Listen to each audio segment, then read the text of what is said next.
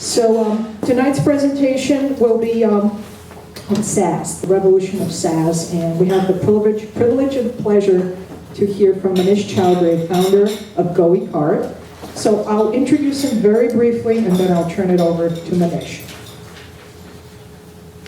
Manish provides business and technology leadership to GoECart and its clients, and he has guided the company to become one of the most admired e-commerce platform providers in the world. He is a recognized expert in his field and a sought-after speaker on topics ranging from e-commerce and online marketing to business leadership and entrepreneurship. He holds a BS in computer engineering from the University of Bridgeport, and he also holds multiple business process patents on collaborative commerce. And just a few weeks ago, he was invited by University of Bridgeport to do their commencement ceremony. So please welcome Manish Chowdhury.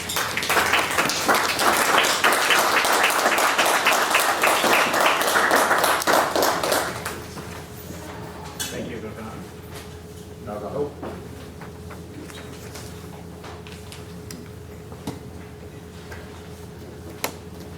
Okay. Not at all. I think it's small enough room so I can just shout it out. I'd like to, because such a small audience, I think we can just have a very interactive discussion around SaaS and technology and e-commerce. Those are the areas that I focus in at GoECart. Just by way of quick introduction, GoECart is a SaaS e-commerce platform provider, meaning we help retailers sell goods online, and also with all their back office systems such as inventory management, order management, CRM, payment processing, inventory, all of the things that a retailer needs in order to conduct their business online, except accounting. That's the only one piece that we don't do. So we are sort of the system of record for the merchant. And there's, I've lived and breathed SaaS right since we founded GoECart. This as a way of, we started out as a consulting firm, as a software development firm. We were providing services to other companies. We were building their e-commerce websites. And that's how we realized, once we had enough intellectual property, that the service business is a very tough business, at least it was for me, that once the project gets over, what do you do with the human resources that you have? Or when a customer comes in and wants a large project to be completed very quickly, you have the reverse challenge of scaling up quickly. It's a very labor-intensive business that basically, and you're reliant on providing a service to a customer, whether you agree with them or not, in terms of their product design, instead of whatever vision they have. So that's what compelled us to make the transition over to a product company. And we were very, we're talking year 2000, 2001. So we didn't feel that our code base should lie with the customer and they should have full access to our source code so they could go and make multiple copies. And we didn't have the wherewithal to actually protect our IP back then. And that's how SaaS came into our world, purely as a way to protect our intellectual property, that we decided right from day one, we're only going to let customer rent the software. So by way of definition, there's always a lot of confusion that I find. Take this away and fix it. Oh, okay. Sure.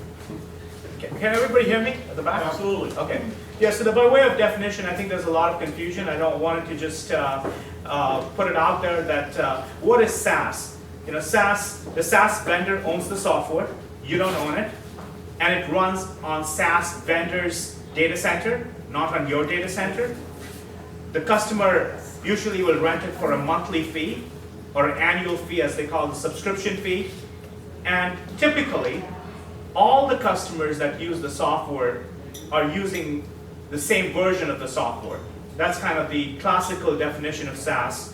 And what differentiates SaaS from what they call the application service providers, which was anyone who could deliver the software in the cloud, I think most times a lot of people misconstrue anything being delivered on the cloud as a SaaS, and it's on demand, meaning you buy as much as you need, and you don't over provision, and you pay for what you use. So that's kind of the classical. Is this better? All right.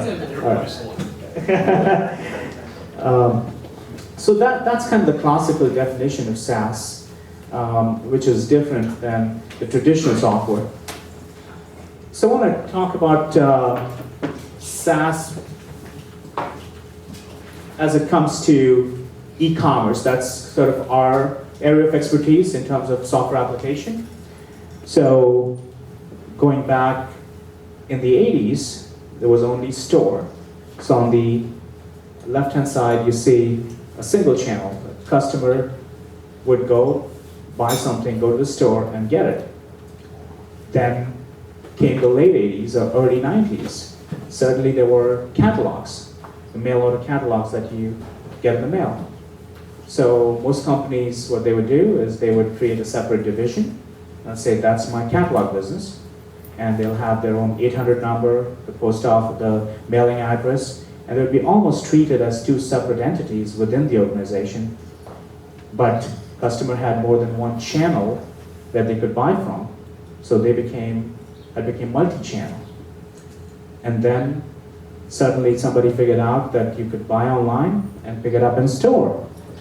So in the early 2000s or even mid 2000s, late 2000s, the idea of leveraging your brick and mortar stores along with the digital footprints created what they call omni-channel. But behind the scenes, the software systems, the applications that were supporting this business were all standalone. They just somehow mashed them together, got somehow to connect inventory information back to the website, but behind the scenes, they were all operating as a mishmash web of applications and systems that relied on batch processes, nightly runs, that kind of stuff to make these systems digitized, to give the customer an impression that it's all working using one common application and one common data. But we all know the problems that arise from that is, you place an order, then you walk up, perhaps even within 10 minutes if you walk up to Target and go to the internet pickup station, they will say, oh, we don't see your order yet. Because the lag, it's running every half an hour, what have you. And so what came after that is what we call unified commerce from our perspective. It is thinking from a customer's perspective and building all the pieces of the software that are interconnected in real time, and you get 360-degree view of the customer and the business. So it's no longer brute force integration, and that's what the unified commerce platform, the evolution of SaaS. So while SaaS was being delivered throughout, but the SaaS has changed dramatically, at least for us. And what customers are looking for is something that's comprehensive, that's agile, and that's customizable, because every business wants to operate differently, whether you sell them packaged software or you sell them SaaS. Just one more slide about the evolution of SaaS in e-commerce space. And what's really interesting is the data on the right-hand side that's actually coming from Forrester Research, very recent data. And the red bars, if you can read careful from far, is basically showing the distribution of SaaS revenue in technology for e-commerce platform compared to the licensed.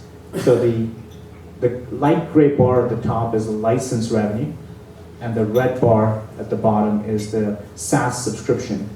And SaaS subscription is expected to double between now and 2019, whereas you'll see that the licensed revenue, the gray bar, which is mostly the product like IBM WebSphere in my space, IBM or Oracle would go out and sell, even though they're making strides now to the cloud side. That will peak in 2017 and start actually going down when the industry itself is growing at 16, 17% per year. So that's kind of the tipping point, if you will, the pinnacle of licensed software, at least in my space in e-commerce, is 2017, and after that, there's going to be a gradual decline and continuous growth of the SaaS vendors. And on the left-hand side, what we see is what are some of the factors that are driving this movement towards SaaS. It's not just the clever buzzword that everybody is looking for and everybody loves SaaS, but there are some real business benefits why customers are gravitating towards SaaS. One, they want agility and innovation.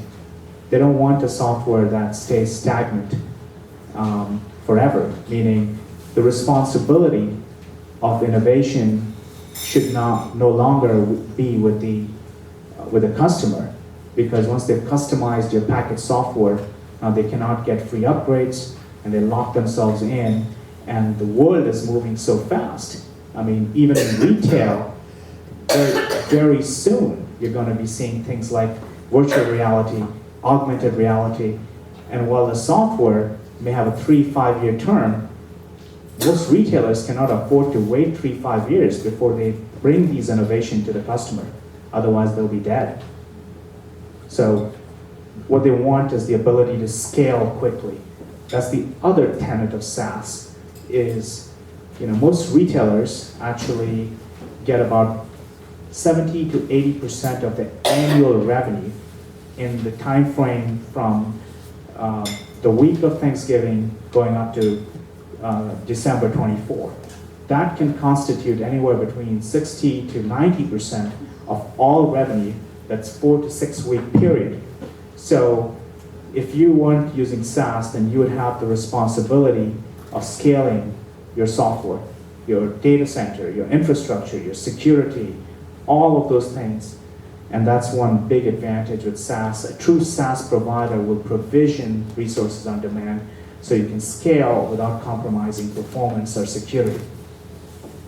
A global customer reach. You want to try something small in Latin America, and we deal with customers all the time. We deal with enterprise customers that bought a very expensive license of a large enterprise application, but this new market is too small to marshal all of those resources to go after, just to dip your toe in the water. And therefore, global expansion, geographical expansion is very well suited where you don't have to deploy security and infrastructure and footprint, but that's another big advantage. And then omni-channel, this is happening not just in retail, but channels are converging just about everywhere. And then you have to have one application talk to another application when they are residing inside a firewall. The responsibility of making those open and available now falls with your IT department, and which are overloaded as they are. So marketers want to get quick win, quick access, and we cannot put the marketers behind IT, which can be a challenge. So those are some of the trends that are happening in my space, but I can argue that no matter what the line of business, you're probably seeing something very similar in your line of business as well. So unless you have any questions, there's what I wanted to focus today is really about the laws of being sassy. So it's Bessemer Venture Partners. I don't want to take all the credit for this because I have, I've taken some great ideas and tips that they've come up with in their portfolio of many companies. And as I stated earlier, that just because you're delivering software on the internet does not make you a SaaS company by any stretch of the imagination. So the key metrics, the 3 things that keep me up at night as a founder, as an CEO of a SaaS company. And those three things are CMRR, which stands for Contracted Monthly Recurring Revenue. So it's, in simple words, it's recurring revenue. Number two is churn, is how many customers are deactivating their account and how many are no longer using. And that can be different to different products, because if you have a freemium model, that churn would be slightly different. Obviously, I'm talking here about live customers, live paying customers that are churning. And if you have any questions, since we have time, please feel free to interject. And cash flow, because the rule with SaaS business is you might be signing up a lot of deals, a lot of accounts, but it can actually lead to cash flow problem, which can actually bring a company down even when the company is growing like gangbusters. That's very counterintuitive to most traditional packaged software business, where when you sell a license, you get a big chunk of money up front, whereas when I sell a large SaaS deal, I'm only getting a monthly revenue and maybe some services, but I have the obligation of delivering those services, so I got to ramp up, which means I might see a cash flow squeeze, even though I'm growing, and my bookings are much longer.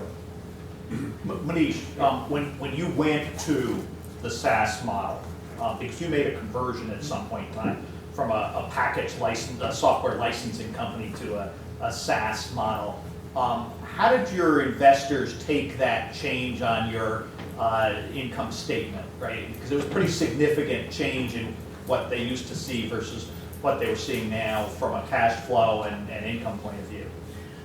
That's a great question.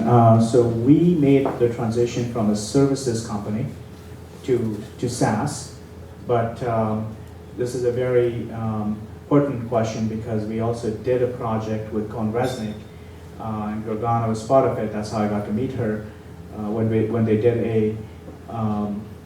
a project for us to recast our financial accounting principles into SaaS compliant, or GAAP compliant principles.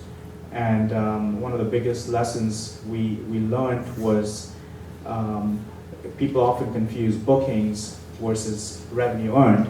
And I think probably that's where you're headed with that, is just because somebody paid you 12 months of fees in advance doesn't necessarily mean that can be reflected on your income statement, because you can only recognize there's a whole host of issues around revenue recognition, which I think Paul and you can talk a lot more in a more educated manner. But I think that was a big opener for us, because your revenue can be highly misleading if you're just looking at QuickBooks, especially when you're going to go raise capital.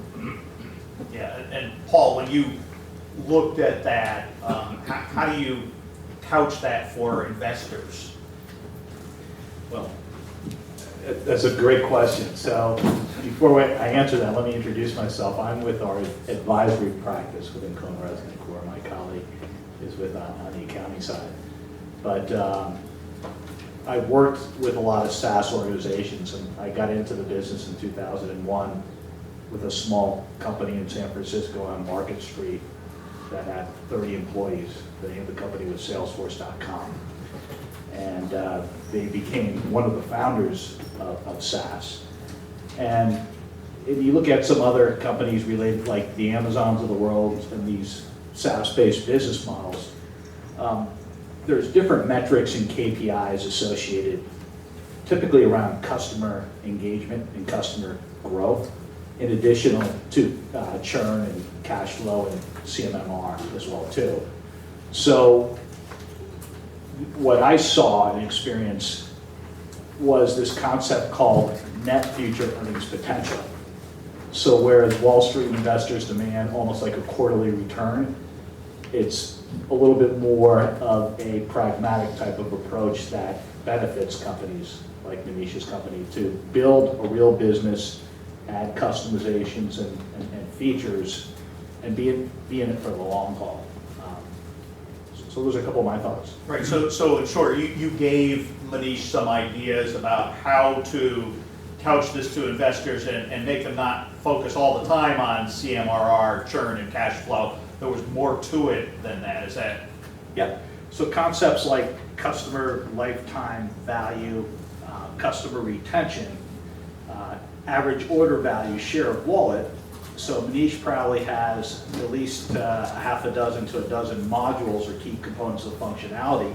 Next year, he'll probably have 50% more functionality as he rolls out waves of innovation and functionality, which then the customer actually pays a little bit more for potentially as well. So it's kind of balancing the features and the innovation gets paid for over time, and you want to retain that customer and keep that customer base. But from a SaaS perspective, the companies benefit more from increased subscription fees typically. All right, so Manish, Paul Stahl, you're second. Paul, The other points I think Paul touched on a little bit, which is CAC, which is Customer Acquisition Cost, CAC. And if you ever go on Shark Tank, that's the first question they're going to ask. So that's, it's harder to calculate than one might imagine. And I think if you want to be more sophisticated, you probably want to calculate your CAC by different advertising channels or any form of customer acquisition. So you know that some channels may be more efficient than others. However, that doesn't mean you should not use other channels. So for example, branding. It's really hard to calculate your cost of customer acquisition through money that you're going to spend on branding, but kind of spills over into other areas. And customer lifetime value, which is one of the basically one of the metrics that demonstrate the what kind of long-term value creation are you putting out.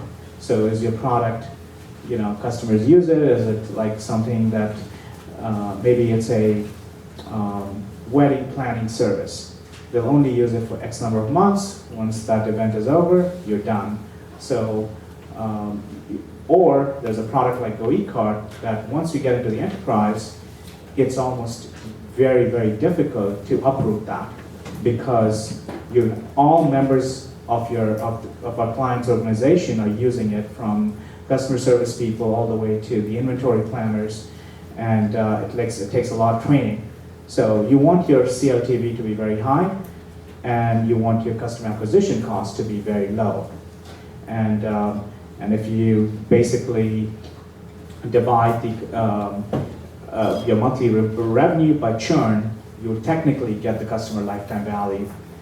So if you have low churn and you have a high subscription fee, you'll have a pretty large customer lifetime value. And then one of the other rules of SaaS is tune before you scale. We as entrepreneurs are always highly optimistic. You get this one lead from Lithuania, and then you drop everything because you want to go close this guy who wants the software in Russian or whatever that thing is, because it's what makes us entrepreneurs, because we are highly optimistic. But then all of a sudden, maybe even more, it could be a very large brand. I mean, we get inquiries from large brands like DHL Africa, but we have to stay disciplined and say no, because we don't have customer service people in that time zone. We don't have local language speaking reps, and it looks more opportunistic. So, we want to just focus on where our market is. The number 4 rule is around sales, which is separate your hunters and farmers and pay them all on CMRR growth. So at GoECart, at our company, we have a clear distinction between hunters and farmers. Hunters are salespeople that bring in new accounts, new logos, and farmers are people that are cultivating that account, that are account managers, and we make a huge distinction because the personality trait even of the people that are relationship-based are not the ones that are just going to be as effective in hunting new deals. They just have very different personalities. And we want to pay them on CMRR growth. So the way how our comp plan is designed for salespeople is there's two portions of it. One is they have a CMRR quota. So let's just say $10,000 of CMRR quota per quarter, and they may have $50,000 of services. So services percentage on the commission will be flat. Even if you sold $200,000 of services, you blew past your quota, we will not over-reward you, we will not. However, if you went and sold 20,000 of CMRR, you will not get commissioned at 150% as opposed to 100%, because we're trying to reward the behavior that we want the business to see. And we're all about CMRR. So the simple thing to do would be if you combine everything, all the revenue, and play them a flat percentage, that can be highly destructive in some ways, because now you don't have annuity, but you got this big project that you need to scale up for, and you paid a ton of money to your salesperson to sell something that you really did not intend or want to sell. So, I have a question. So, in the sales environment, when what do you call them, hunters? How do you keep them or focus on that CMR part, other than CMR, other than commissions? Or do you have other people get involved in the sales environment, or is it strictly salespeople? Do you need technical people, product specialists? What's the true cost of sales if you need to bring more people? yeah, so that's a great question. So we sell to the enterprise. So our average CMR monthly revenue, these go into six-figure deals for us. So sales executive will be paired up with a sales engineer. So we have a team of inside sales. So we even further divide our inside sales into inside sales and hunters. Inside sales are the people, some people call it business development representatives, some people call it sales development representatives. These are the people who are making those cold calls and generating a viable opportunity, what we call a sales-ready lead. A sales-ready lead then gets passed on to a hunter, and hunter will re-qualify that lead to confirm whether they're still actively evaluating, because not only do I not want my hunters to be doing farming, I don't want my hunters to be doing deep nurturing, because that lead will fall through the crack if that prospect is thinking about buying something, a year from now. That needs to be sent back to my biz dev team, who will continue to nurture that till the time it becomes a sales-ready lead. And that's when we will obtain some metrics from the customer as to, because we are always replacing an existing platform. So our metrics are more based on transactions, since we support multi-channel, omni-channel, so we are looking at how many orders do you do, and that will determine the CMRR for the most part. And compensation, the comp plan is one of the best ways you can motivate the rep to exhibit the behavior you wish them to conduct. And the sales engineer may play a role, but sales engineer is not the one who's selling, so the sales engineer is not allowed to sabotage the opportunity. And together with the VP of sales or sales manager, that opportunity would be discussed before a proposal goes out. So that's kind of our process. So I don't know if that answers your question. We have another question. So I wanted to ask you a question about cash flow. When you're talking about the idea you bring on a big account, you have to scale up. So it's like, I guess it implies there's a capital investment in order to bring that account on, and then you have to depreciate it over time. How has the cloud, let's say in 10 years, 2006 to now, how has the cloud sort of changed that? Are you, the revolution in what Amazon's providing in terms of sort of infrastructure as a service, platform as a service, so you can you can automate the provisioning of infrastructure on demand and do it securely, and pay utility pricing for it, does that allow you to get out of the large capital investment and go more to sort of an expense model? So your margin is going to be more even over time. You won't get the leverage. You won't get leverage over scale, but you can be very, very flexible in terms of expanding or shrinking on demand as you need to. So that's a great question. There are different flavors of SaaS applications. There's things that are more high touch rather than high tech.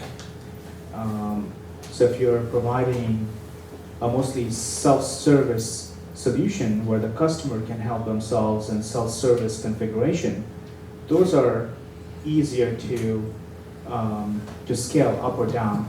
But say in our case, when we're selling a six-figure deal, there's a lot of services that have to be tied in, and there's a great point a little bit further down, which is the traditional IT channels don't work well for SaaS.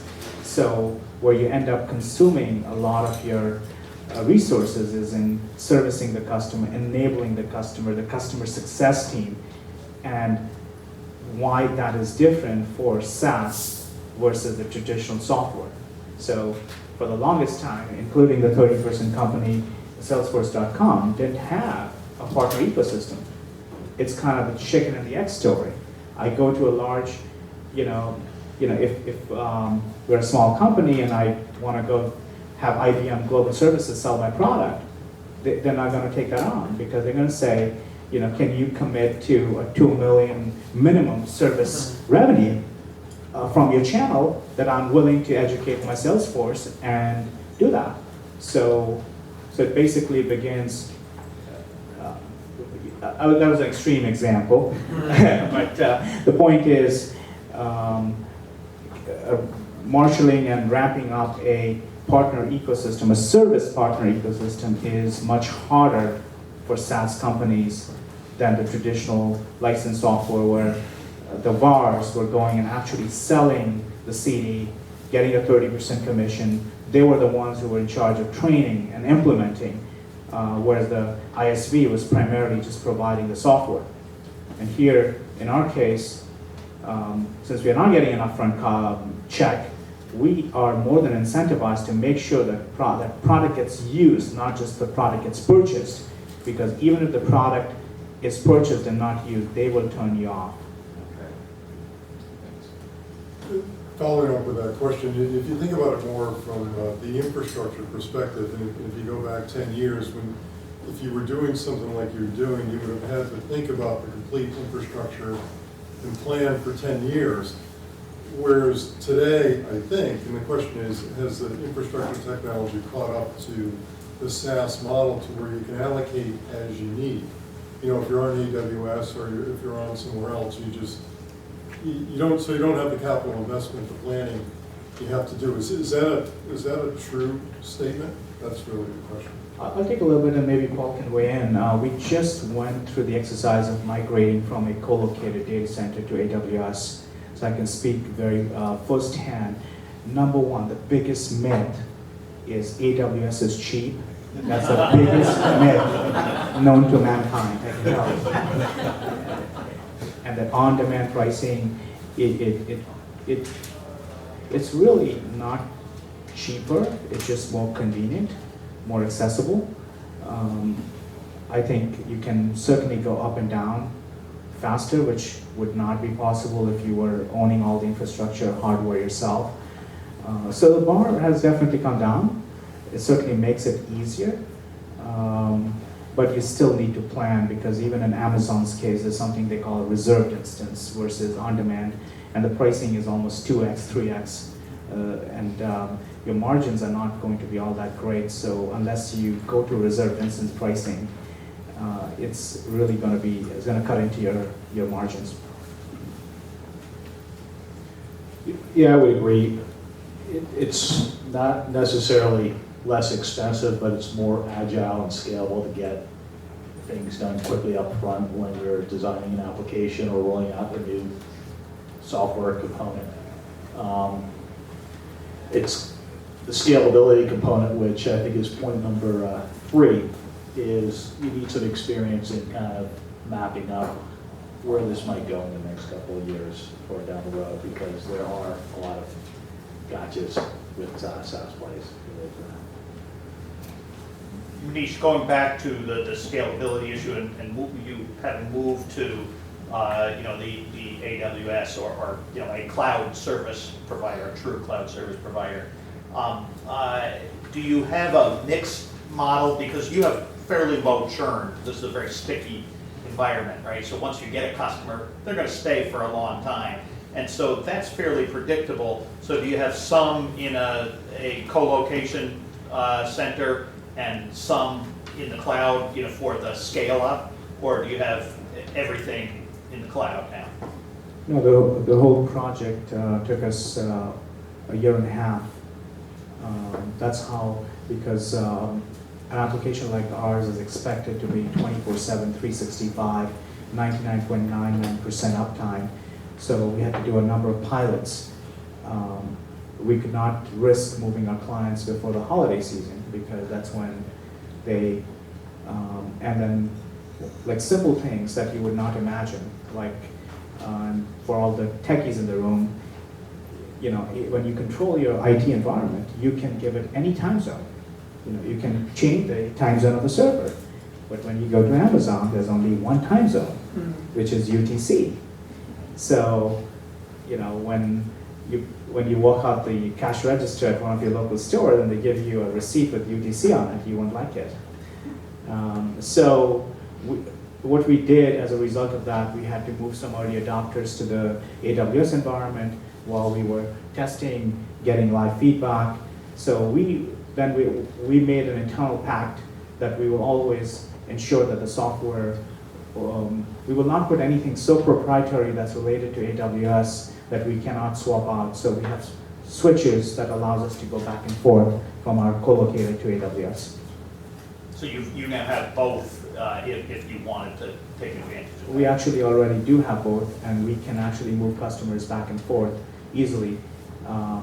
And small little things like, for example, spam. So a lot of emails go out when you buy from Amazon, order confirmation, shipping notification.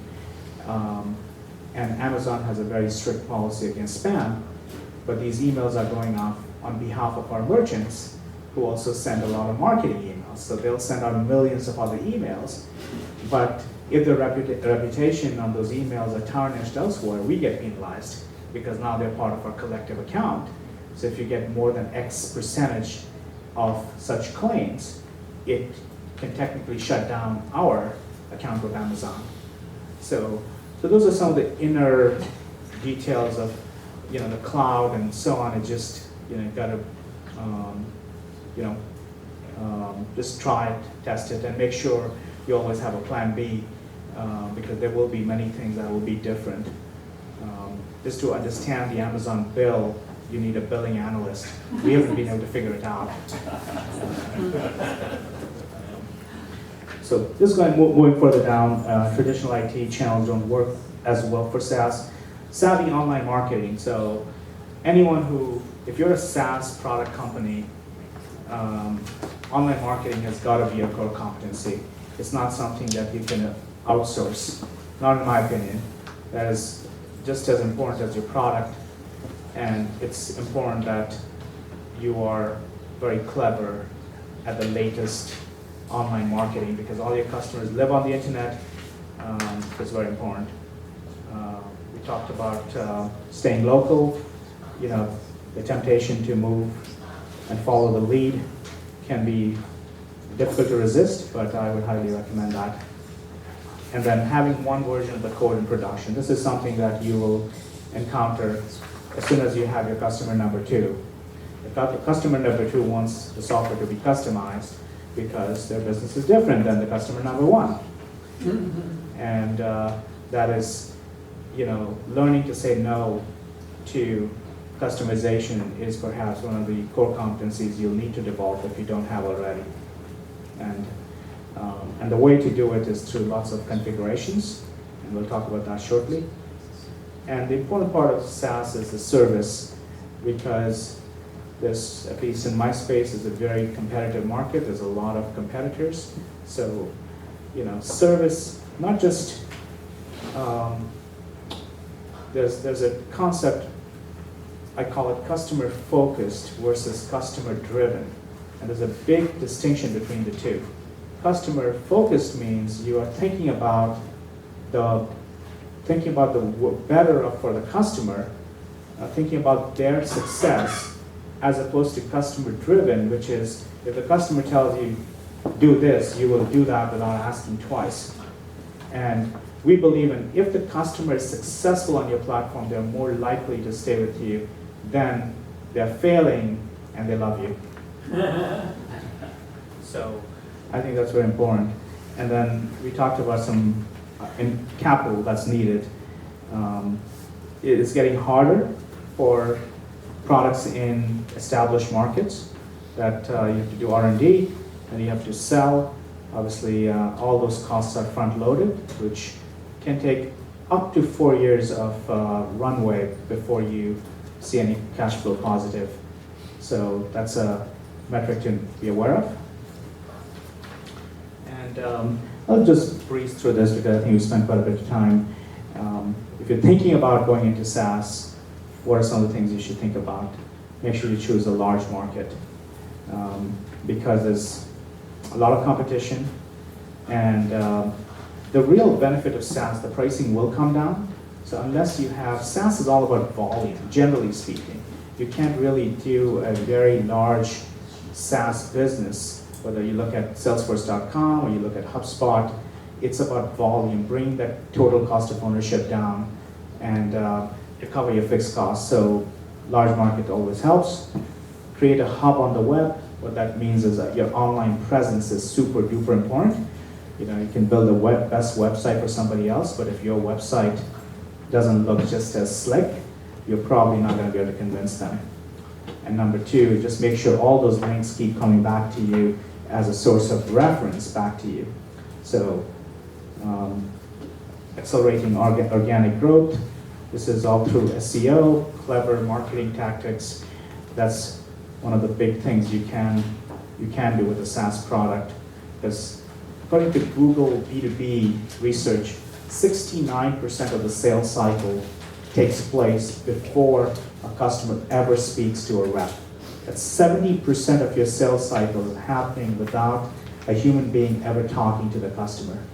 So what's talking with the customer is your case studies, your presentation, your website copy, your forms, your nurture campaigns, all of those. And create a compelling story. Go to a number of sites, number of products, I don't even know what they do. And that's really hard. If the customer cannot get it within the first 5 minutes of, or I should say first 5 seconds of landing on your website. So employ something very clever, simple, like a lot of people are doing, this 45 to 90 second quick videos that give you very quickly the problem that you're trying to solve if the customer can relate to that. So creating a compelling story, building the business into the product. What that means is if your product is low priced, you want to put all the self-service tools as part of the product. So they shouldn't have to call a rep to add this module if that module is $10 a month. Because if you're going to get a rep involved, you're probably only delaying your profitability because it's going to cost you significantly more. So all of those hooks built into the product. Enable mass customization. What that means is enable mass configuration. Because customer number 2's presence is going to be different than number 1, but if you allow them to configure the product, assuming that all the other parts of the product work well with that configuration. So somebody wants to display 10 products on a page, they can change that number to 10. Somebody else wants to display 20. In our software, they can change it to 20. They don't have to call anyone. That's the example, a very simple example of configuration. API. The world is becoming more and more open. No matter what software you're going to develop, there'll be need for more software, competing, complementary products that if you're not supporting a highly scalable, open standards API, honestly, you can't build a software today in 2016 without it. In fact, API should be built before the product even ships. And engage your community. This is, some people will argue people can copy your product because, you can copy someone's product. You can look at it, you can easily do, get intel. They can copy your strategy, they can copy your marketing tactics. What's really hard to copy sometimes is the community. And the community that is part of the product, the best practices that share, the relationships, and building a strong community can be one of your moats that you build around your castle. Hard to do, but important.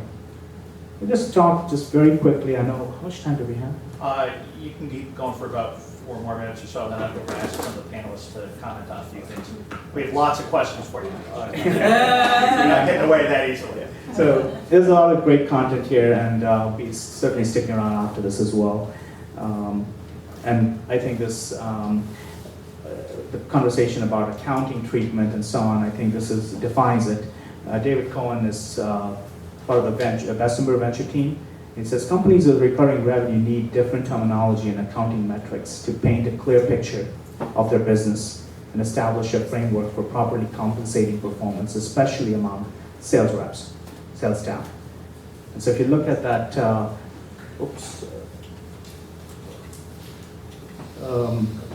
the components of SaaS, or CMRR components. So you can increase your CMRR by adding new accounts. That's pretty simple. You can increase your CMRR by increasing your price, because there's a lot of wisdom around, how do you, if you start in the SMB, can you scale up and increase your pricing as your product gets feature rich, and do you have pricing power? And on the converse, if you're competing in a very competitive space like ours, there's a lot of pricing pressure that will try to drive some pricing down as well. And the churn rate. So if you're losing more customers than you're gaining, so your churn rate is high, or you're losing them too fast, that will also affect your CMRR. And then cross-sell and upsell. So, it depends on how much other desirable features, functionalities you have in your product that compels you to move from, the first rung to the next. And that can have a significant impact if you have something like a land and expand strategy. And those are things that you need to think really hard, because if you just miss time or miscalculate either one, you can hurt yourself. Because if you price your product too high, then your new accounts will suffer. If you give them everything they could possibly buy, then there's not much room for cross-sell and upsell. And if the pricing, if the customer feels the pricing is questionable, then that will also have impact on referenceability and customer success metrics that you would need at the time of renewal to convince this customer to stay on. So let me, this is probably a good point to turn this over to the panel. And if I could ask you to go back to your slide 5, I think it was. Slide 5. Well, perfect. And I really want to start out with Suzanne. And Suzanne Bryan is the Director of Product Marketing for Exago. Did I pronounce it right? Exago. Exago, okay. And Exago. the reason that's important is that she's a product and branding person, okay? While most of you here are, let me just try to get this right, right-brained, Suzanne is a left-brained person, okay? She doesn't come with heavy technical background, right? Suzanne, you're not a numbers person. You're a product marketing person. You think about how to engage customers. And I thought it was so interesting to hear Manish talk about customer engagement. Why don't you tell us a little bit about your company, and then comment on Manisha's approach to customer engagement and the different channels that he's using? And because I saw you smiling, going, yeah, this is absolutely right. Yes, first of all, thank you so much for a great presentation, Manish. We're going to give you a workout now. Exago BI, we provide business intelligence software to SaaS companies. We are not ourselves a SaaS company, but we develop, support, and market our software product to companies like Manish's so that they can embed it into their products and deploy it as part of their overall solution, as a seamless part of their own solution.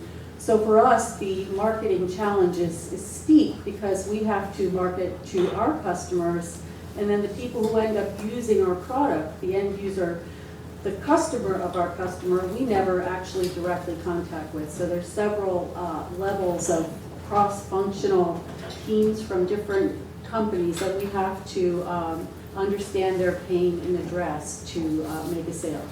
So Exago, as I said, we provide ad hoc and operational reporting and interactive dashboards and traditional business intelligence to SaaS companies so that their customers can do their own reporting.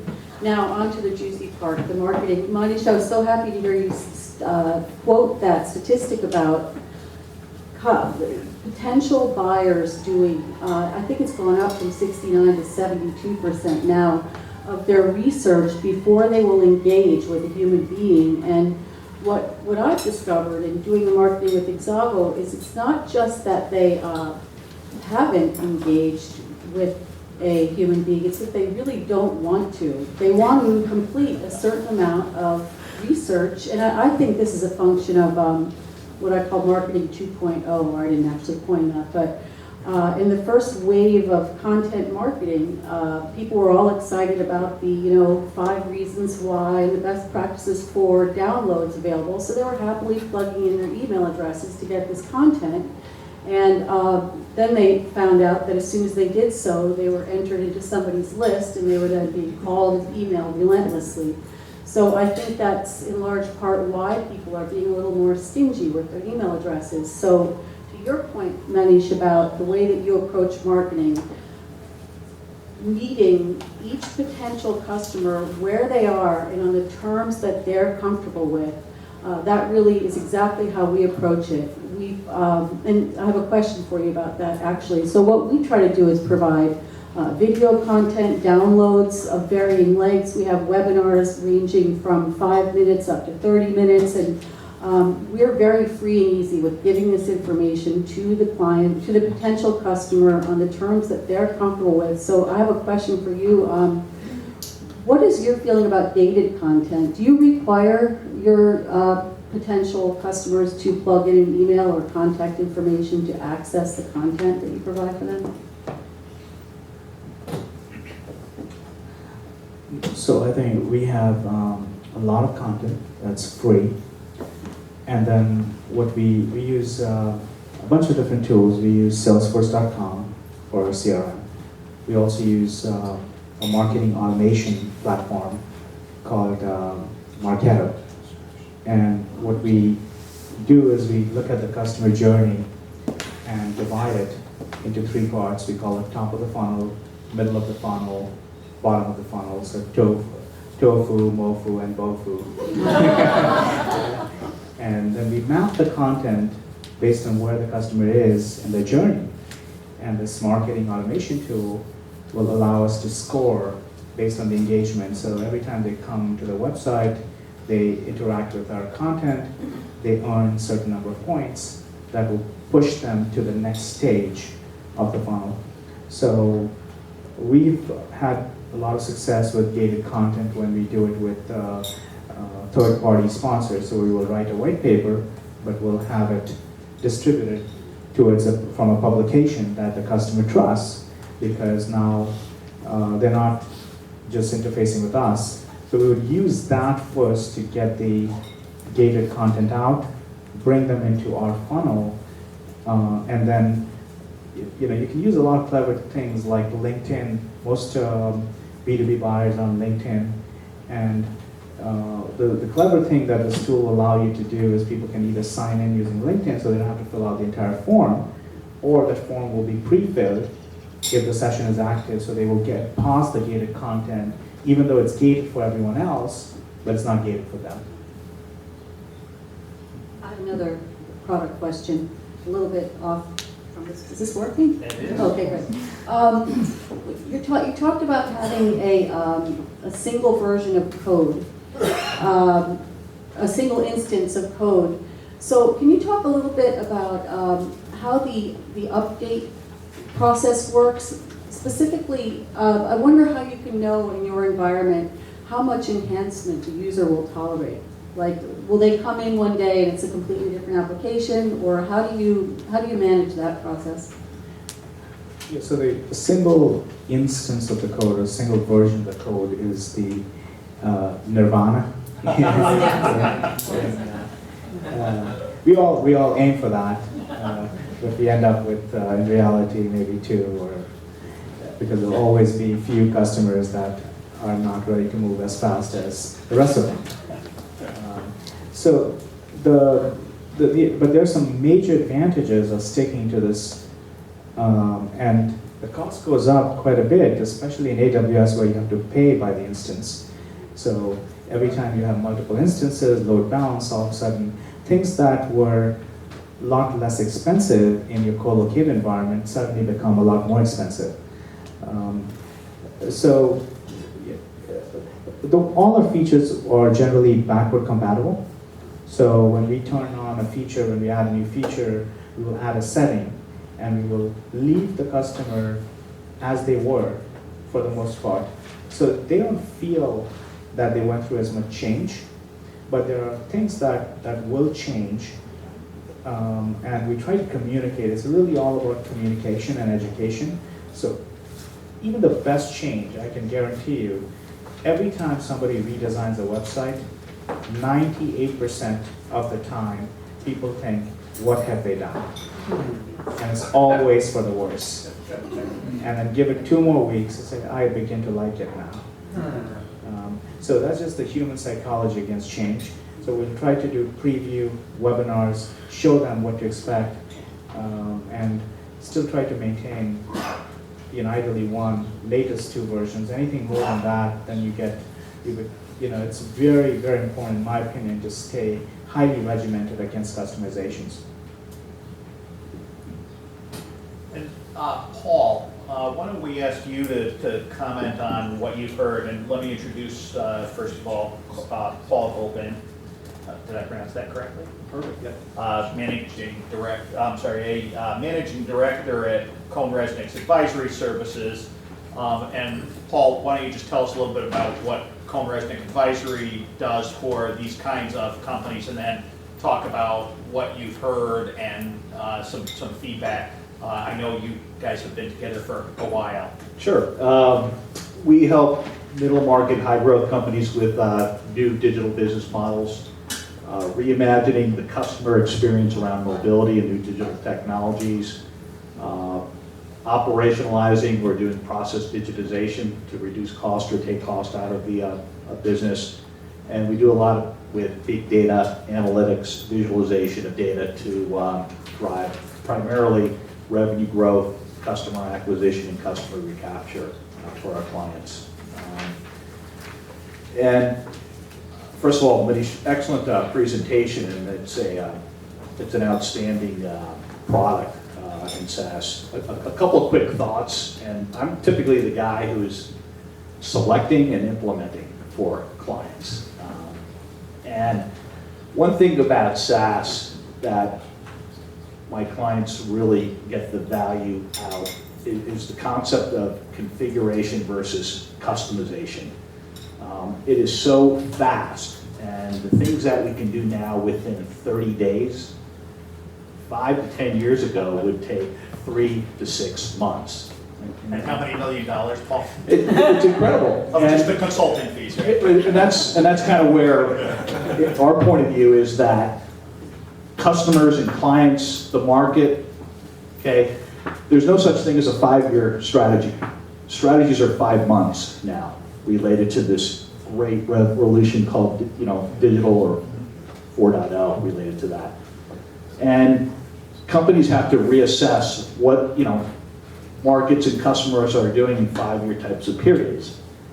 And they have to tweak or adjust their software and their platforms, whether it's marketing management, mobility, content management, e-commerce, CRM, in 30, 60, and 90-day increments. Similar to the way Facebook or a big player provides a new release of their software almost every week, as you would.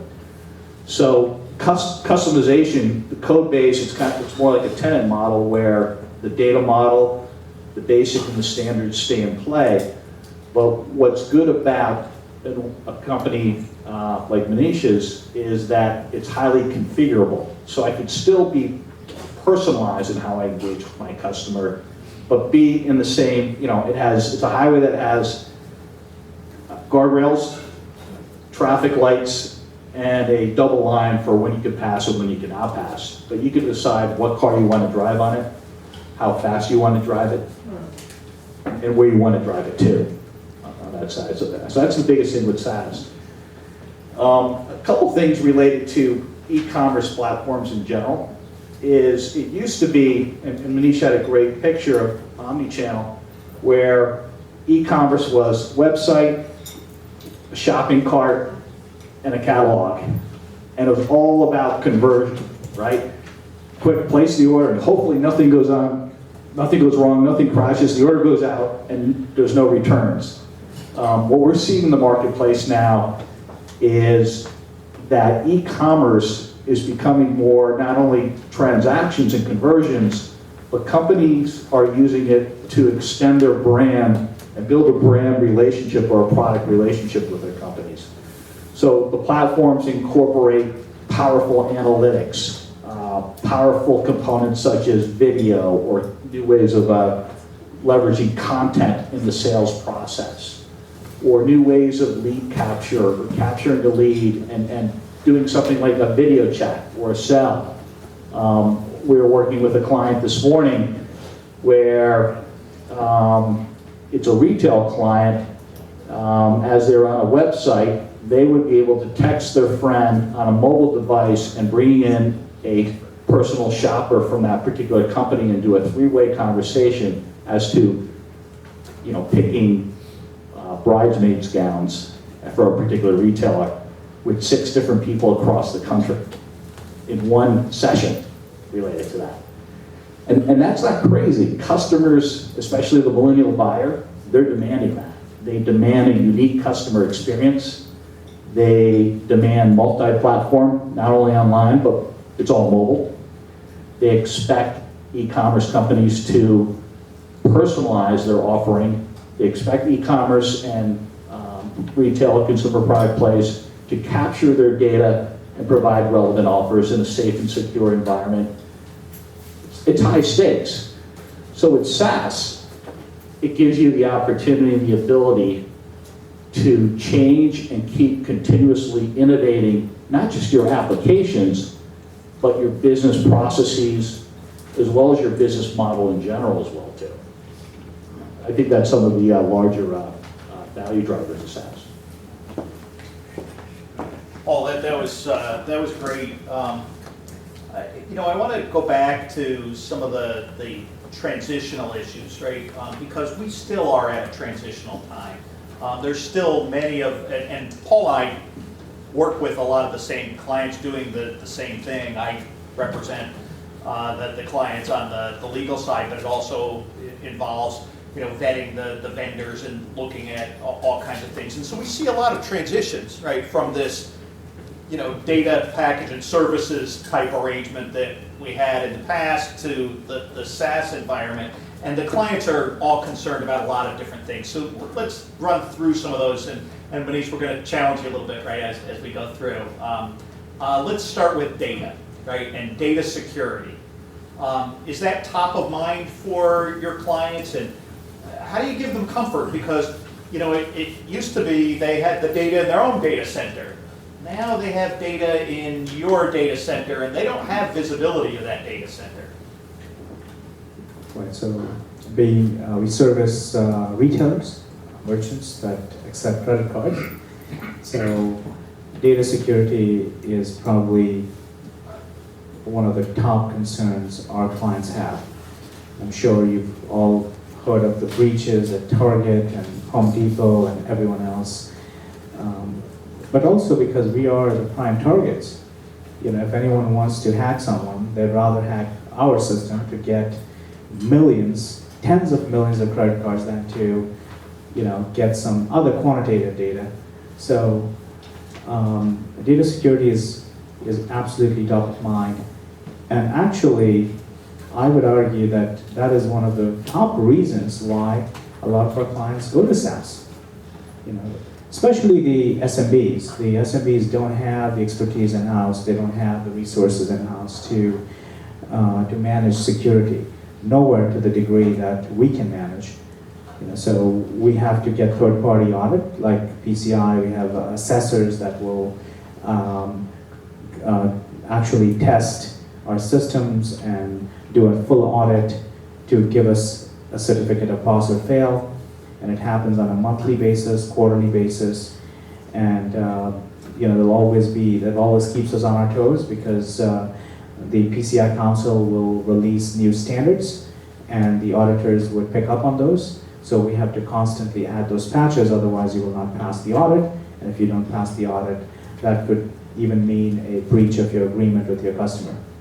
So we feel that security is better handled.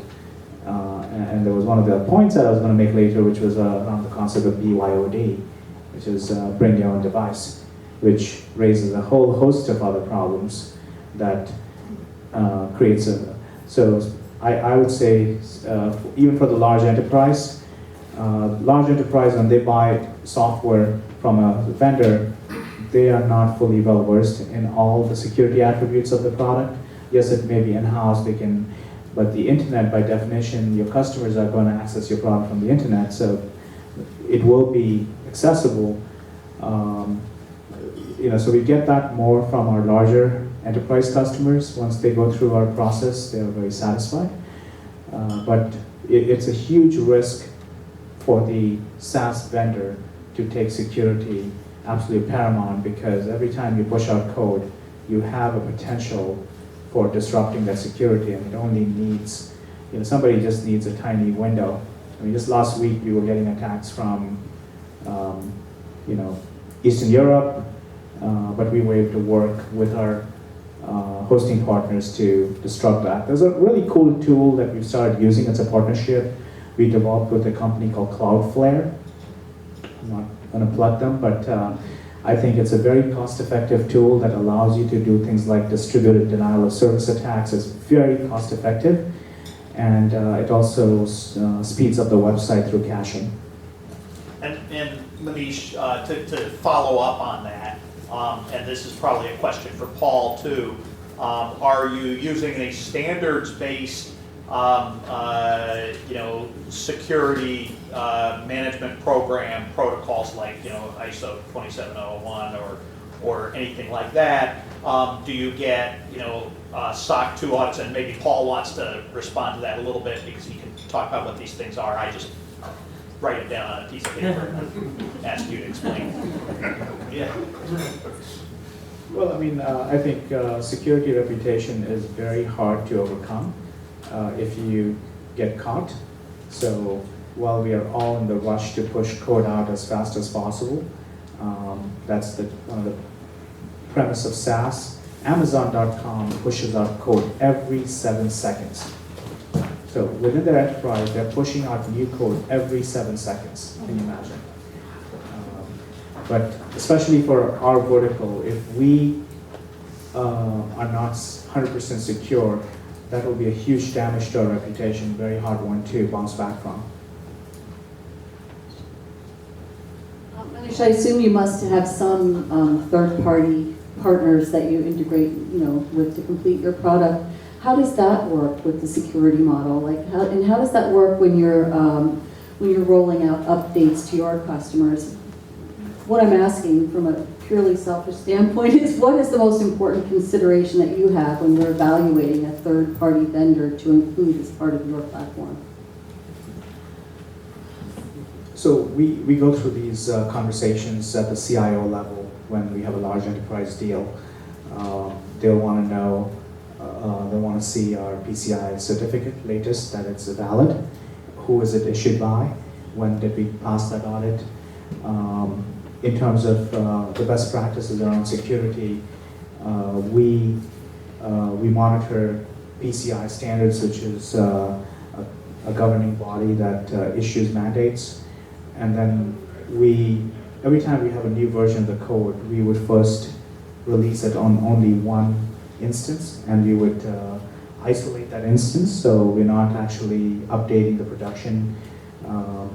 Amazon, that we started using, has their routine windows. I think it's, I don't know which day, Thursday mornings is when they do roll out the patches for operating systems and things like that.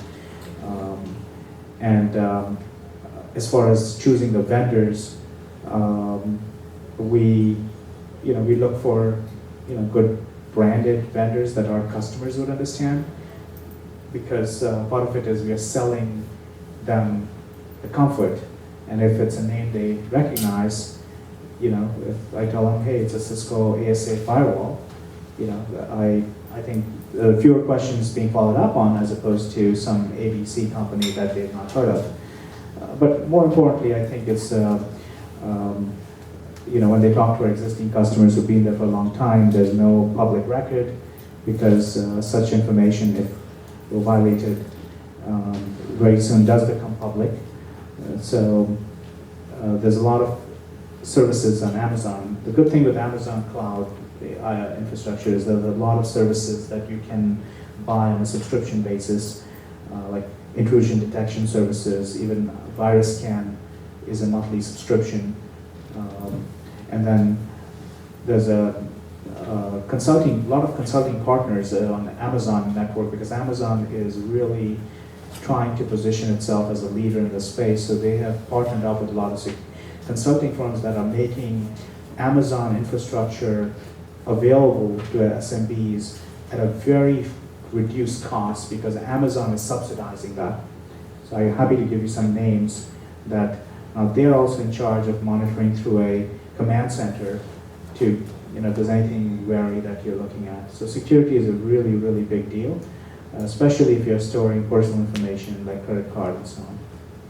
Suzanne, Manish talked about data security and selling data security to his customers by linking himself to key names in the industry, Cisco or AWS, right? I mean, it's a way to sell. How does your company sell the same thing, the data security issue? We have a very simple and complete solution for that, in that we do not host our application. It is downloaded onto our clients' web servers, whether that be in the cloud or on-site at their bigger clients, and therefore our application sits behind their firewalls with their data. We never touch their data, it's never passed to us. So it's pretty simple. So a very different model, and I thought actually the distinction between what you were doing and what Manish has to do is important. Manish could probably never implement the model where the customer holds all the data. I don't think it would work. Yeah, and I'll come on one more layer of security in addition to into a couple of trends. I'm not a cybersecurity guy, but two things that we see happening is the credit card transaction. People aren't keeping the credit card number. Less and less people are not keeping the credit card number on file. It's the last 4 digits related to that, and they have to go through an experience of adding that credit card. But on top of the transaction is a new component or new module called customer identity and access management. So it allows another level of protecting, we call the digital customer profile. The name, the address, the preferences, the permissions, the insights related to that particular customer.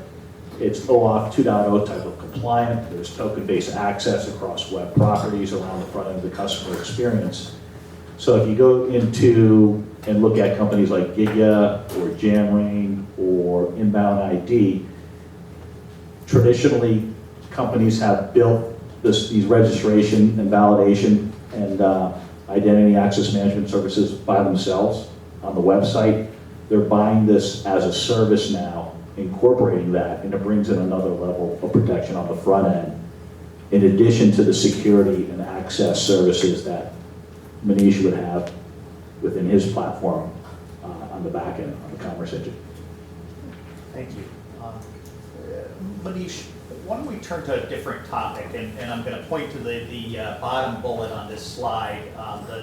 The SaaS requires investment capital to fund 4+ years of runway.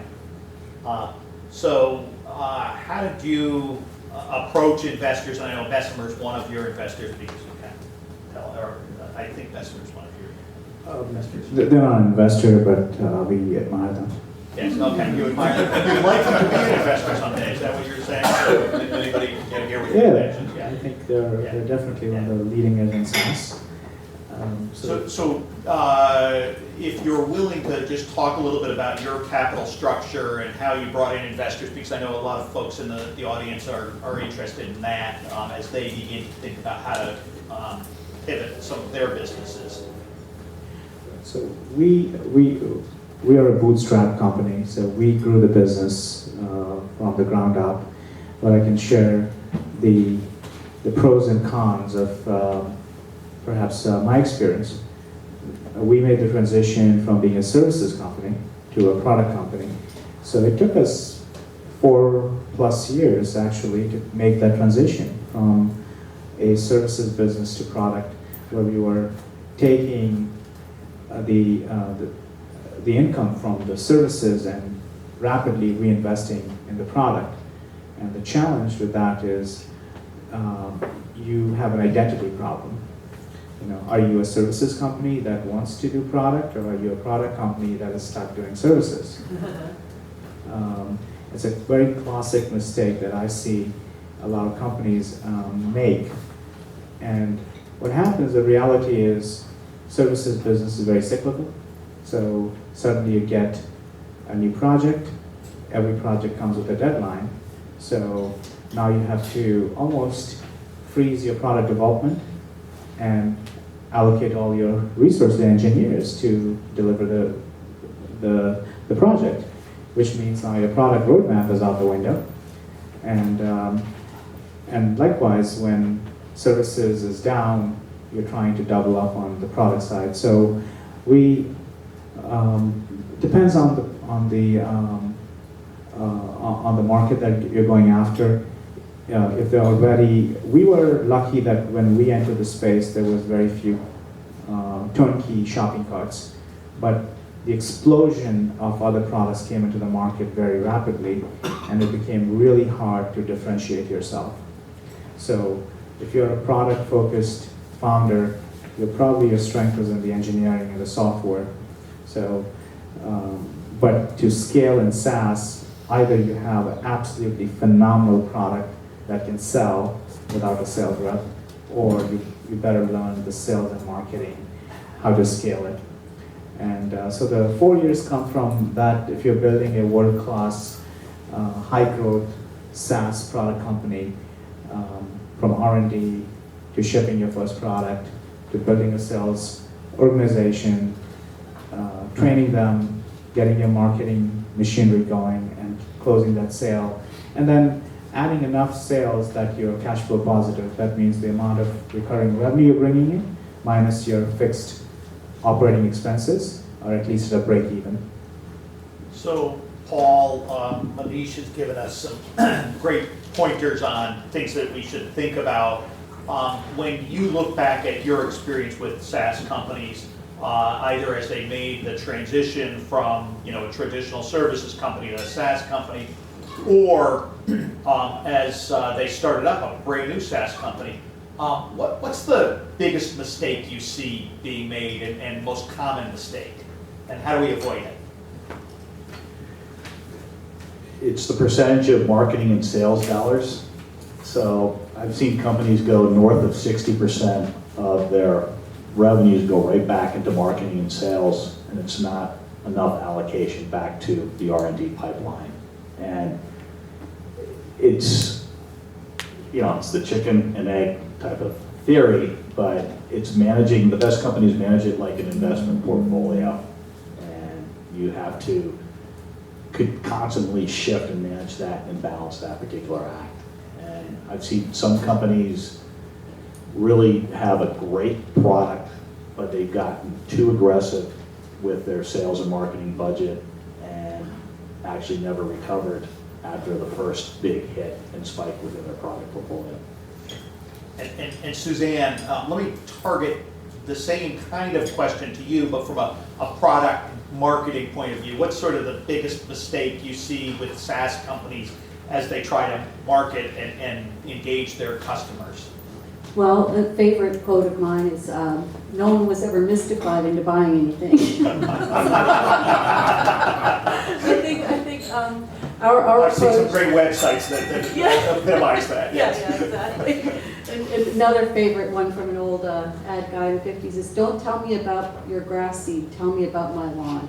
But that's just a personal favorite of mine. I think we are more and more, as you mentioned, Manish, it's a very crowded market, no matter what SaaS you are, unless it's something that's just being invented this very minute. And it's really difficult to break through the noise. And I think the biggest mistake is not being very clear and loud and proud about what exactly makes you different. Especially, for example, in BI, everybody has charts and graphs, everybody has dashboards. The poor consumer, I feel compassion for the customer out there looking at all these websites, trying to figure out what makes one different from the rest. So we are now taking the approach of drilling a hole 1 inch wide and 10 miles deep with our marketing. We don't veer, we don't confuse. I think that's the biggest mistake, is not being clear about who you are and conveying it. And Manish, if I could ask you, you've heard some of the things that are mistakes. None of us are perfect. You said we didn't live in Nirvana, right? Single instance, great idea. Let's see you do it. But as you did that conversion, did you, are there mistakes that you look back on and say, boy, we did that wrong, and if I were advising somebody who's starting up today, I tell you, don't do X. Yeah, quite a few actually. That's how much. All right, we have another hour. Just looking back, I think something that Paul alluded to, everybody has the beginner's luck, right? You put a product into the market, you will get some customers, but not knowing whether they are your ideal customers or they were just customers, and then the minute you have 2 paying customers, if you're not so lucky, they'll be taking you in 2 divergent directions, and when you have, say, 50 or 100, now you're spinning in all directions. So I think there's that, and as a bootstrap company, we were too focused on trying to please the customer, and we built many things that we should not have built. I think the temptation to satisfy everyone for the SaaS product can lead to almost like a Swiss Army knife that doesn't do one thing really well, does many things mediocre. And I think just taking the survey, continuously re-examining your product portfolio, your customers, and where the market is headed, and building the feature set that the market is going to appreciate, as opposed to perhaps doing catch-up or me too. It's never always the product that has the most number of features. As a collective set of features of all your competitors will ever win. I think it's about finding that niche and going double down on the few areas, and then find the customers that want your product, as opposed to selling them a product that exists. In fact, there's a new school of marketing concept is, when we have the traditional marketing is about, you have a wide funnel, and then people will go down the funnel and there comes out your marketing ready or sales ready leads. There's a new concept they call it flip the funnel. And so basically, I'll just find my ideal customers and let's find other customers that are like my ideal customers as opposed to casting a very wide net. Some of the other mistakes, I think, perhaps not investing enough in sales and marketing, or we did a lot of trade shows, a lot of branding campaigns that didn't quite work for us, where we should have perhaps done more guerrilla marketing, we should have done more other forms of marketing. So having a proper channel mix and you're measuring your return based on each channel as opposed to just trying to compete with the bigger competitors on their turf is going to be very, very hard. You probably need something more growth hacking skills, like a bit, we should have done more partnerships and ecosystem and strategic alliances. When you're small, you have limited sales and marketing capacity, and if you can engage the channel early and get traction, now you have a full hundreds of people, probably thousands of the channel selling for you. So SaaS, even today, cannot exist by itself. You have to plug yourself into the ecosystem where you're easy to find, you're easy to work with. And so we have had to adopt a very competition-like strategy where we would actually partner and compete with some of our partners at the same time. So because we have a suite product that does what they do, but it does many other things. So we've integrated with them and said, hey, if you're not ready to make the full switch, we'll provide the second half of the solution. If you're ready, we can take over the whole thing. So it's sort of you're forced to play in an ecosystem nice with other providers. You made an interesting distinction earlier, and you said, well, we focused on servicing the customer and doing what the customer wanted because we were bootstrapped.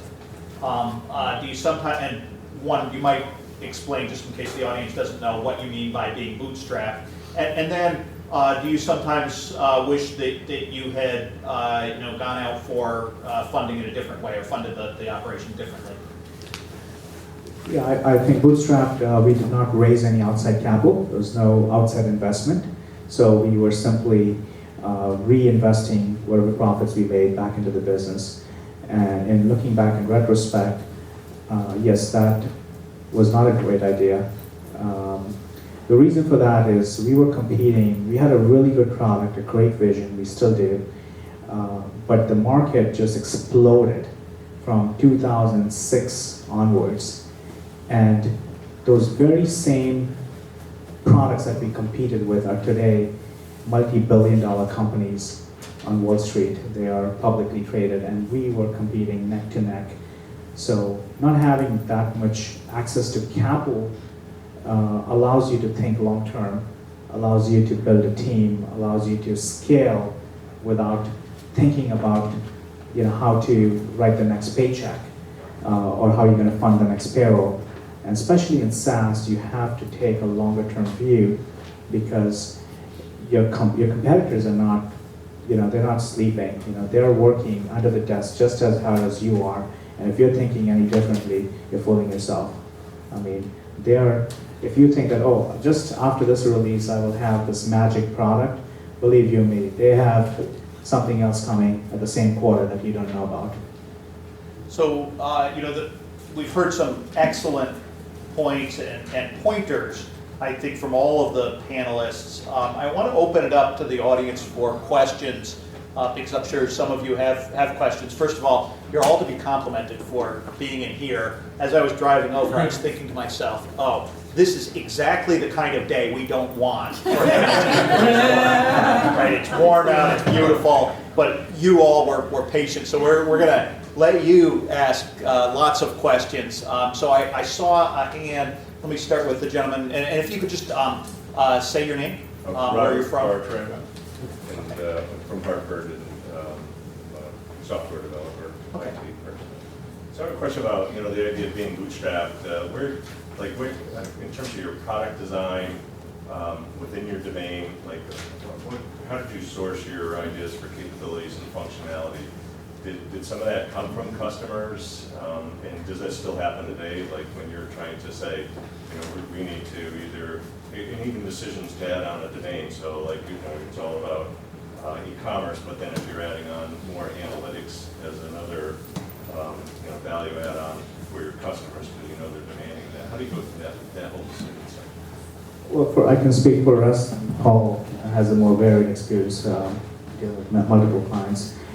For us, I think we start by studying the competitors, and I mean study, not just hear or blindly see. I think it's the job of the product manager to deeply understand the customer, and in fact even look at the product, look at the demo, or sometimes ask the customer if they're already using that product, what do they like?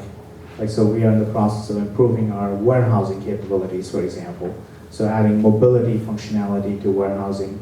So we would ask our customers, hey, what other products do you like and why? Tell me very, very specifically what do you like in those products, and then, many times we would partner if that's a function that we don't wish to go into, because we may not be quite ready to provide the same deep level of functionality that may be used by 5% of our user base, so it probably doesn't make sense for us to build it.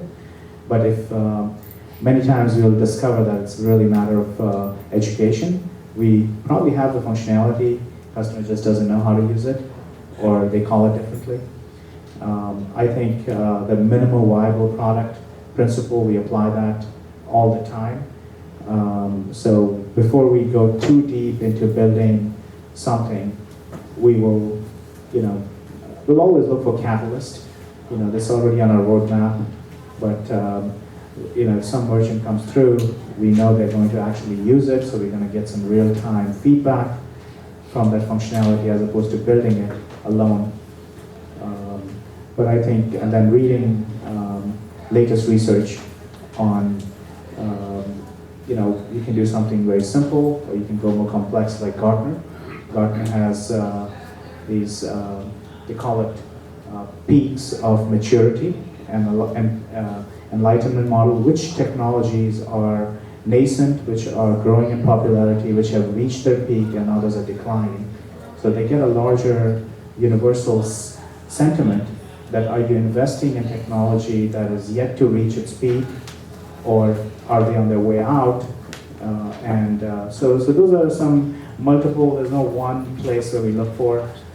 We subscribe to the pragmatic marketing's concept of product management, which is don't try to just copy the customer, don't try to build what salespeople are selling, not all of it, but look at the market, where's the market going, and take all these other factors into consideration before you decide. Because building features is very hard, very time consuming, very expensive. You should spend twice as much time researching it, half the time building it. And Suzanne, your company has the same kinds of issues. Where do you get your ideas as you decide to build additional functionality in new domains? We all go into a conference room and slug it out. Right? Well, we also subscribe to the pragmatic marketing school of product management. So I really am fond of the pragmatic marketing, saying that most of the answers we need are not inside the building. So research. We have a very active client advisory board as well. So we don't ask our client advisory board to tell us what to put in. There's no obligation for us to include any features that they want, but it's a really, really good, solid source of understanding exactly how our product is being used, what the sticking points are, what's not working. And I also religiously attend all of the competitors' demos and try to see around the corner with what they're putting in their products. But I wanted to ask you, Manish, about this specific topic. Do you have a traditional product management role in your company? I wonder, as a technical CEO, founder, if that's something you can't keep your hands out over. Well, I mean, I act as the product manager. It's been very hard to replace that because it's just the domain expertise is a bit challenging, and we're still relatively small. But I think that even no matter how small you are, and we are small, we were smaller, knowing that we'll put together an org chart and we'll give them the functional responsibilities, and we'll tell the person that right now you're wearing the product manager hat, you're not the CEO, you know. So just internally, this way, when we grow, we can easily transition them into their functional role, so they're not confused. Is it me, Joe, who's in charge, or is it Joe, the product manager, that was part of that? So I think having that distinction is very important, so the developers don't feel that they have to make all the decisions, or support is not driving the decision into the product, because technical support can weigh in very heavily because they are the advocates of the customer. So we are always telling them to fight for the customer because we want that sort of nice push and pull between departments, because if they're not going to be the advocate for the customer, whereas the engineering team is the advocate for the product, so collectively we get the best product. Other questions? Hal, why don't you introduce yourself first? Sure. What percentage of people who go SaaS actually become SaaSy like you? And what's the secret of your success? Well, I think there's also some research, and Paul, I'm sure you have a lot of data. I think they say that once you get past about, say, 2 million in ARR, which is the annual recurring revenue, that's probably a time where you can demonstrate that you're a pretty sustainable SaaS player. That 2 to 10 million is sort of the long road to profitability and the big drought, because once you've gone past 10 million ARR, you're a pretty solid SaaS business. I mean, the multiples are varying. I mean, they've come down significantly since late last year, but the SaaS business would get valued still at anywhere from 3 to 6, 7x of CMRR revenue. So I think 2 million, 1 million, you've proven the product of recurring revenue. 2 million, you're now on your way to scale, and 10 million is now you're a SaaS player to be reckoned with. And I just look at the marketplace and just take a step back and look at cloud in general. That's where the market's going. It's the next generation of what customers want to buy, and where companies are actually, the leaders are actually already there, and then the late adopters are playing catch up right now. Is kind of what I see in the marketplace. Other questions? I know I kept skipping over you. That's right. And if you could again introduce yourself. Yeah, sure. My name is Mark Salinger. I'm also with Exago. And a question for you, Nish. You mentioned Gartner. So have you guys contracted with Gartner? Are you a Gartner client or a Forrester client? Was that worth the money, the investment?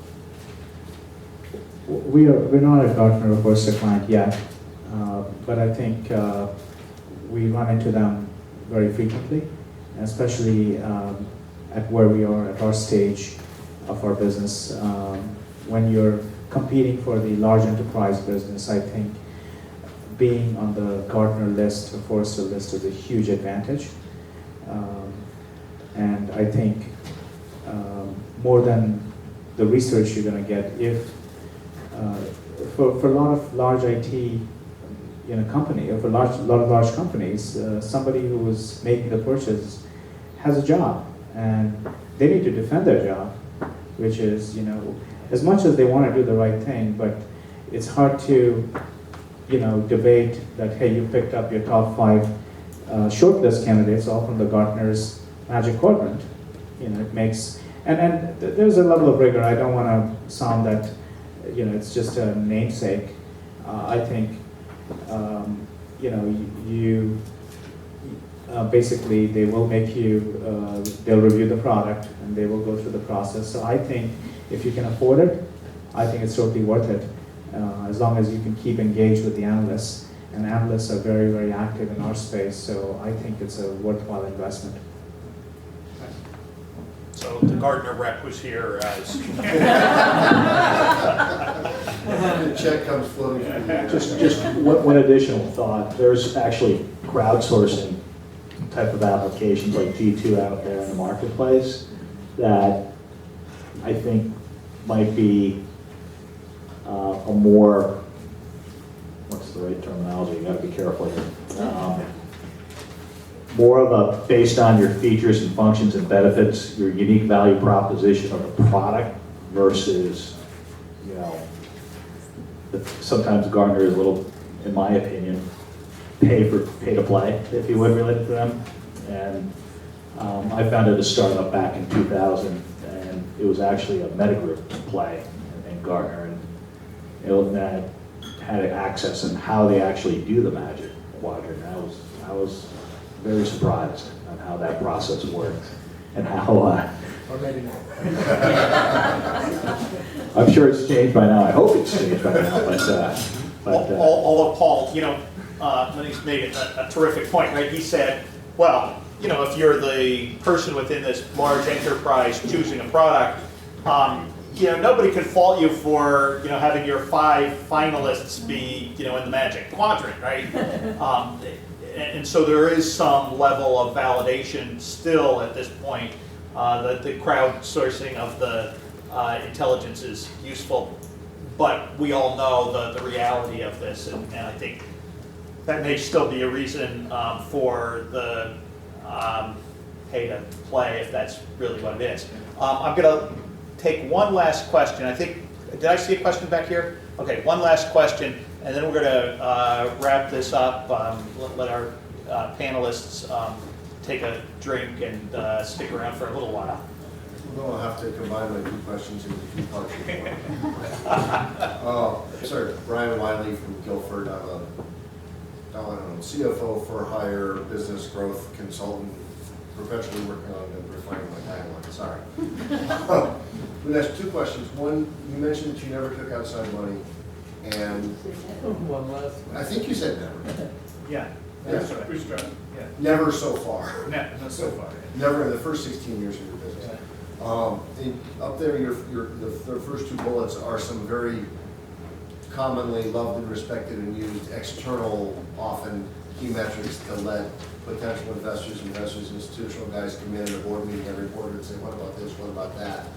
In other words, the use of those for an early stage company is not infrequently driven by outside parties, but you presumably use those as part of your day-to-day operations. What drove that sort of discipline? Those particular things you probably can find anywhere, but what drove the discipline not to, and plan, not to kind of run things as you saw fit on a day-to-day basis and use some much more structurable external so-called discipline operating criteria?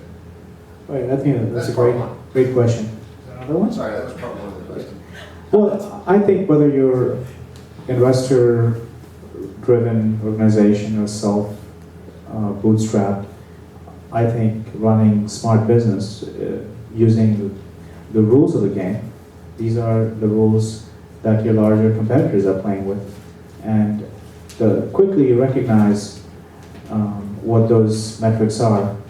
And for us, I think the journey was more about how do I communicate this to my team. It wasn't so much that, hey, I want to look really smart and make myself spreadsheet happy. It was like, hey, how do I communicate this? And we have so many smart people in the organization. If I say it's Manish's idea, it's probably not going to stick. And if I say it's Bessemer, and it's what the biggest players, our biggest competitors are tracking, and that's the key to success, then I think the light bulb went on, and everyone recognized that, okay, now CMRR is our North Star metrics. In fact, we look at other numbers, but when we talk internally, it's all about recurring revenue.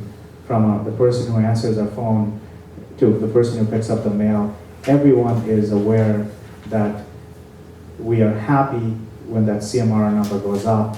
We are sad when that number begins to slip. So that was sort of the reason, and these other metrics were really more offspring from there, because we always called it, churn is the kiss of death for SaaS. Like simple lingo, simple words that stick. So those became the few mantra, and then we start tracking it, and we get a lot of free report. I think one of the advice I would say, sign up for all the the VCs that are active in your space. Just sign up for the newsletter. They send you a ton of really good stuff free, and they want to stay in touch with you. So that was the way how we went about doing it. Can I ask part two quickly? Sure. To your point about VCs and outside investment, you did allude to that in part one. Just wondering briefly if you could walk us through your thought process and not taking, you mentioned that some of your competitors are now listed in various places. Was that something you seriously considered, or you always thought, we'll bootstrap, we don't want outside money? Or did you go through a process of coming to that conclusion? Right, so this was my first business out of college. So I founded GoECart in my dorm room, and a lot of it was probably ignorance. I did not know how to scale a business, and so we thought we could just solve this problem on our own. Didn't realize the extent of the problem in terms of that, sales and marketing leadership requires proven talent. You just can't solve it. You'll burn multiple cycles. Yes, eventually you'll solve it, but you've gone through 2 or 3 market cycles. And so looking back, maybe that was, we could have done things a bit differently. We could have gotten some additional scale very rapidly because our product was very, very competitive. Was that the question? Yeah. Did you go through a conscious effort to raise outside money? It sounds like you should have. Yeah, so we didn't make the process. I think that the lesson learned from there is that the technology is in the evolution stages. When we were in 2004 or 5, the turnkey e-commerce software market was sort of just taking off. And if you have a really good product, that's the time. You've got a little bit of scale, a little bit of traction. That's the time to really raise money because everybody's optimistic. There's a saying, right? If you have no numbers, it only leads to imagination.